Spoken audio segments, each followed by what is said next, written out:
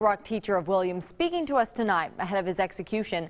Fox 16's Charmaine Nero tells us what she says and what she remembers about Marcel Williams.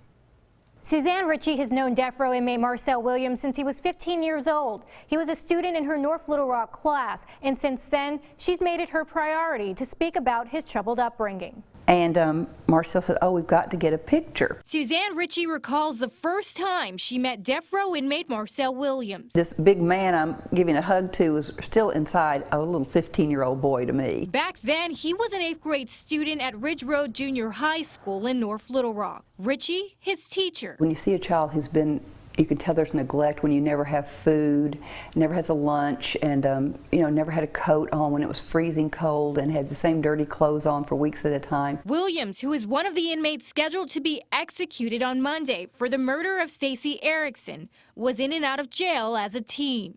She says his family neglected him, often leaving him homeless without a place to stay. They put him in adult prison and said that boy's 16 years old. He's a child still. Ritchie says Williams' story was one she could never forget. Walk in the moccasins of a child whose mother poured boiling water on him. Walk in the moccasins of a child who was never required to go to school. Walk in the moccasins of a child who was put in an adult prison when he was 16. Through the frequent prison visits, I mourn for Stacey Erickson's family too. Last words she's holding on to. Miss Ritchie, I pray for her family and I pray for everybody.